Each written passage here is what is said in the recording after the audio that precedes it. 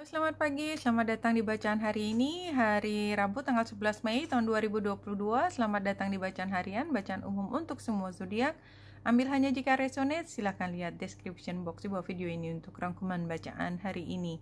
Hari ini pukul 12 siang waktu Indonesia bagian Barat, bulan sudah ada di 15 derajat 57 menit Virgo, yang oposisi dengan Mars yang ada di 19 derajat 41 menit, sehingga lebih siang sore itu akan oposisi dengan Neptunus di 24 derajat, dan kemudian keesokan harinya tanggal 12 itu oposisi dengan Jupiter yang sudah ada di Aries, dan dia mulai masuk ke Aries. Jupiter masuk ke Aries mulai hari ini. Jadi ini tanggal 11, tanggal 10 dia masih di 29 derajat 51 menit.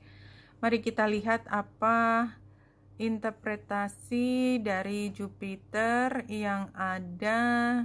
Jupiter ada di Aries. You could pursue a career as a leader or pioneer. You tend to be one of takes initiative and are courageous, often fearless, to the point of being foolish. Success for you in most things in second nature. Always walking point. You tend to be a loner, a warrior, confident. Oke, jadi kalau saya lihat Jupiter yang ada di Aries itu membawa energi yang positif buat kita semua, karena ini kan energinya kolektif ya, bahwa masing-masing individu sekarang jauh lebih asertif, yakin diri sendiri, kerjakan dulu apa yang dikerjakan, yang tadinya ragu-ragu mulai bisa belajar bahwa keraguan-raguan itu hanya menghambat diri sendiri, tapi itu memang pelajaran yang besar yang ketika Jupiter masih banyak penuh dengan pikiran ketika Jupiter masih di Pisces. Jadi dalam waktu kira-kira 11 bulan ke depan, jangan ragu-ragu untuk secara optimal menjadi leader untuk project yang dibawa oleh diri sendiri. Apalagi kalau itu apalagi jika apa yang dilakukan itu adalah amanah dari pihak lain sebagai leader. Tapi setiap orang sekarang jauh lebih merdeka untuk menjadi leader. Itu yang kita lihat dalam 11 bulan ke depan di mana Jupiter berada di Aries. Oke. Kembali ke initial data, saya masuk database. Mulai yang hari ini 11 Mei. Oke, ini 11 Mei dan kemudian tanggal 12 Mei oposisi dengan Jupiter. Jadi kembali lagi hari ini karena oposisi dengan dengan Mars yang ada di Pisces, maka hari ini sebenarnya kita seperti di dalam kelompok, entah bisa bekerja sendiri-sendiri tetapi tetap harus koordinasi pada titik tertentu, atau memang bekerja di dalam rapat bersama-sama memutuskan sesuatu. Di sini kita lihat ada kemungkinan perbedaan pendapat, tetapi itu dasarnya adalah masing-masing memiliki pemahaman yang mendalam tentang satu hal yang berbeda sudut pandangnya. Jadi kalau diambil positifnya, kita bisa berakhir dengan pemahaman yang lebih luas tentang apa yang menjadi dasar dari satu hal yang dibicarakan. Jadi kalau saya taunya ini A, B, C, dia taunya D, E, F, maka sekarang semuanya kalau kita bisa melewati hari ini dengan positif, kita semua tahu A, B, C, D, E, E, F. Dan itu semuanya bisa dijadikan dasar untuk pengambilan keputusan. Kenapa? Karena ketika bulan oposisi dengan Neptunus, ya, itu kita mulai mencari lagi kriterianya. Jadi setelah yakin masing-masing mengutarakan apa yang menjadi pandangannya, melihat ada sudut pandang yang berbeda, maka masing-masing menarik diri terlebih dahulu. Nah, keesokan harinya atau mungkin bisa dilanjutkan prosesnya ketika bulan oposisi dengan Jupiter adalah ketika mau tidak mau tokoh pemimpin itu yang menentukan. Suka atau tidak, ini kelompok bersama, cuman bisa dapat satu suara, tidak bisa lebih dari satu suara, maka suara dari pemimpin itu adalah yang menjadi rujukan buat semua. Prosesnya seperti itu. Ini tanggal 11, tanggal 12-nya kita lihat walaupun tidak semuanya bisa secara penuh gitu ya memahami apa yang menjadi keputusan pemimpin, it doesn't matter. Karena kita percaya bahwa pemimpin tidak akan mengajak kita ke jalan yang aneh, itu aja. Dan kita lihat matahari itu semakin mendekati North Node, ini semakin yakin kita tentang arah ke depan. Kita tuh kayak dapat flash gitu tentang kira-kira dalam waktu 2 bulan ke depan itu kita akan mau melakukan apa. Jadi ada project tertentu yang sudah tampak mulai jelas, yang tadinya hanya di dalam angan-angan, sekarang sudah mulai tampak jelas. Oke, kalau dari 3 kartu ini memang yang saya ambil yang di tengah dulu ya, bahwa kemampuan kita untuk membuat telaahan, mengemukakan dengan penuh percaya diri apa yang kita ketahui itu akan mendapatkan tanggapan yang positif karena memberi wawasan yang luas buat banyak pihak. Kayaknya hari ini mau tidak mau memang bekerja dengan banyak pihak ya. Dan sebelah kanan itu kita lihat gambar burung, itu juga menunjukkan bahwa kita nggak bisa kerja sendiri, dan ini adalah waktu untuk tidak menutupi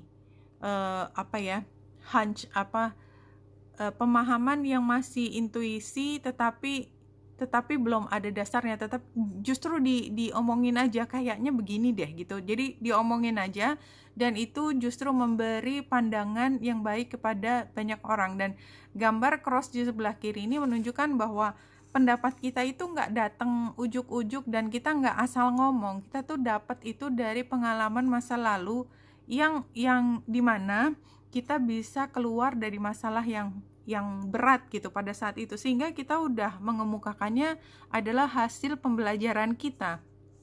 Nah, satu kartu yang lompat ini adalah Magic Stream. Everything is connected through the universal flow of consciousness. Jadi ya ini tentang universal consciousness, ini adalah pemahaman bersama. Jadi kolektif. Kita punya pemahaman sendiri, dia punya pemahaman sendiri, bos kita punya pemahaman sendiri, tetapi ini perlu menjadi satu pemahaman bersama. Jadi hari ini Magic Stream, magic itu terjadi ketika semua mengungkapkan apa yang menjadi cara pandangnya, karena itu memberi nuansa yang lebih jelas tentang apa yang harus diputuskan. Oke. Kalau dari sini 5 kartu dari Psychic Tarot. Pertama adalah Destiny, current situation-nya. Kemudian saya baru lihat ya, expecting-nya Triumph. Ya, jadi artinya kan Destiny ini kalau saya lihat sih ketika kejelasan itu sudah ada di depan kita. Dan ini adalah berita baik ya, berita positif. Makanya kita berharap bahwa ya kita bisa melakukannya. Ayo, masih ada PR tapi kita merasa bisa melakukannya. Hidden influences-nya adalah kita tidak hanya berpikir tentang kemenangan, yang kita pikirkan adalah bagaimana semua pihak terkait itu bisa terlibat. Dan advice-nya adalah pilih. Jadi banyak sekali pilihan ada di depan kita. Ya.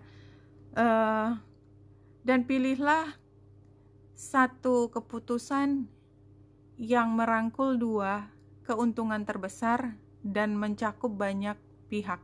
Jadi kalau dari matematika, kalau masih ingat ya, ada dua garis lurus ya, dan kita harus menarik garis itu, mencari titik tengah supaya kita bisa memaksimalkan keuntungan. Intinya seperti itu. Itu kalimat saya memang sangat teknis, tetapi choose wisely sini menunjukkan bahwa ada lebih dari satu kriteria, dan sebisa mungkin tidak ada kriteria yang dilepaskan untuk mencapai keuntungan yang sebesar-besarnya, tidak hanya dari keuangan, fisik, materi, tetapi juga kebahagiaan bersama atau keterlibatan semua pihak. Itu yang saya lihat.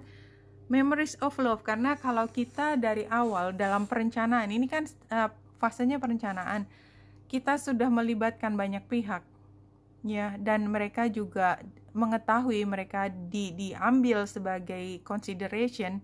Itu adalah memories of love. Udah, jangan takut, kamu udah kita pikirin kok.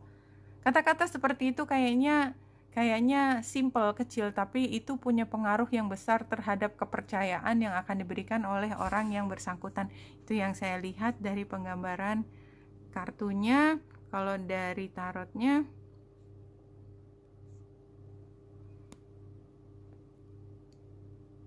oke, anyway, hal yang positif, lihat dua kanan ya. The Magician itu kan saran, maksimalkan upaya hari ini, dan the Fool kita mulai hal yang baru. Ini kan tahap perencanaan ya. Pastikan perencanaan kita ke depan itu udah dapat laksana, Bu. Tidak lagi hanya teori. Oke, kita mulai dari kiri. Ini situasi yang membuat kita cemas. Barangkali juga memang overwhelming ya, karena datanya banyak, karena banyak hal yang harus dipertimbangkan, something like that. Dan ini King of Wands terbalik, sebagai tantangan adalah terlalu banyak masalah, kita take off gitu loh. Kita nggak mampu, kita lepas, kita kasihkan ke orang, dan kita nggak ikut di dalam proses pengambilan keputusan ya.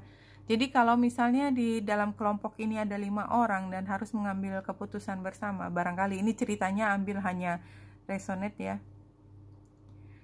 Ada 2 orang yang kemudian terlalu berat untuk terus berkomunikasi dan butt head karena mereka terlalu kaku terhadap pandangannya sendiri, dan akhirnya karena dikalahkan banyak hal gitu ya, karena memang harus ada yang memastikan membela yang lemah, dan itu yang tidak bisa sama cara pandangnya, maka kemudian merasa dikalahkan, dia keluar. Anyway, ambil yang terbaik dan mulailah program ini. Jadi fokus ke program, jangan fokus pada hubungan dengan orang lain yang punya masalah, tapi fokus pada siapa yang akan mengambil keuntungan jika hal ini berhasil, dan siapa itu bukan individual tetapi banyak orang.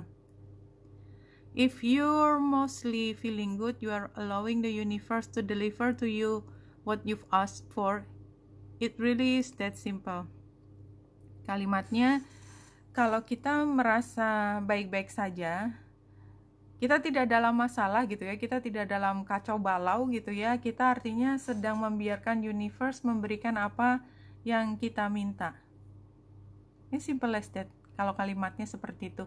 Oke, anyway, dalam semua proses yang hari ini kita komunikasi, koordinasi, rapat, dan segala macam, mungkin membuat sesuatu sambil mengkoordinasikan pada titik tertentu, lakukan semua dengan senang hati, dan mudah-mudahan apa yang kita harapkan bisa berhasil dengan baik pada hari ini. Oke, wanita Indra Sari sini, semoga membantu. Salam hati dan cahaya.